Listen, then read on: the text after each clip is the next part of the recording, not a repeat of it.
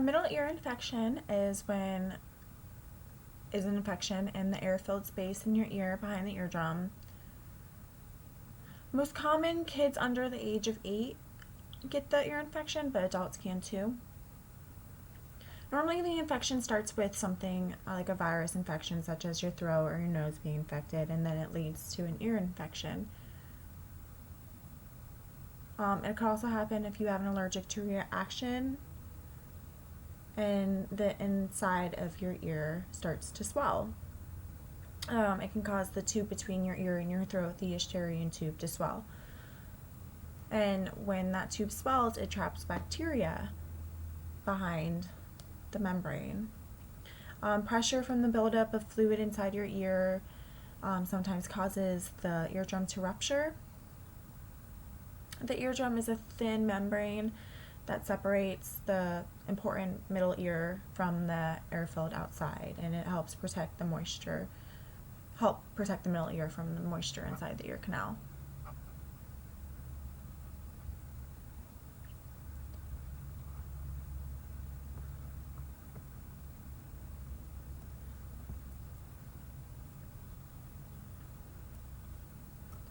If you have a really bad earache or hearing loss, you feel like your ear is blocked, or if you're feeling dizzy or think you have a fever, you'll go to your doctor. Your doctor will ask you about your symptoms.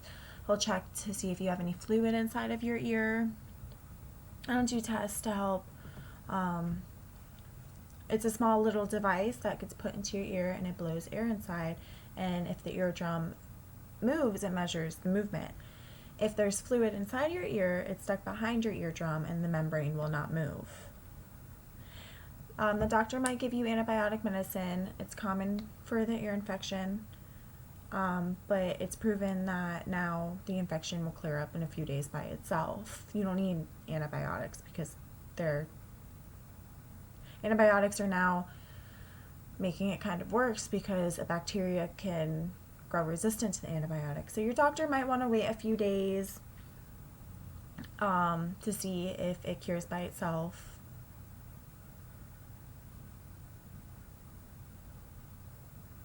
Your doctor may recommend you take a decongestant to help clear the Eusterian tube.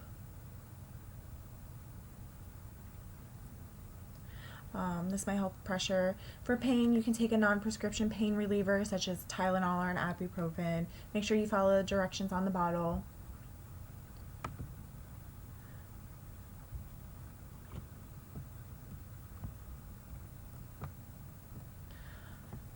You should start to feel better within 2 to 3 days. If you're taking an antibiotic, your eardrum is not returned to normal, you go to the doctor and maybe they'll give you a different antibiotic that will help you. Or maybe 1 to 2 weeks before your ear starts to feel normal again. You need to follow your doctor's instructions. If you're taking antibiotic, you need to make sure that you continue to take it until it runs out. Even if the symptoms are gone, you still need to take the medicine. To help relieve pain, you can put a warm, moist washcloth or a hot bottle over your ear, and it allows all of the stuff inside your ear to drain out. It can help reduce the pain. If you have a lot of pus and stuff draining out of your ear, it could mean that your eardrum has ruptured and there could be more serious infection, so you need to go to your doctor and ask for help. Also, if you have a fever, you want to rest until it goes below 100 degrees. And then you can go back to your normal activity.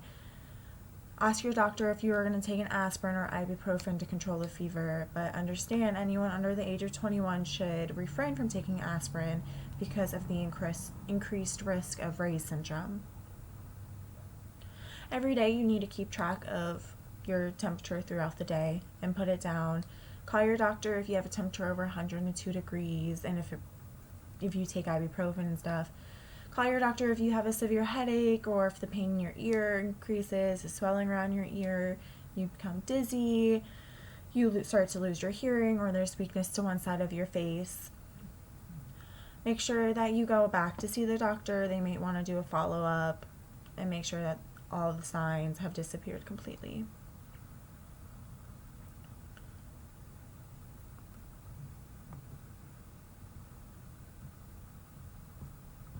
You should ask your doctor if there's anything you can do to help prevent a ear infection. If your doctor wants you to take anything in the future.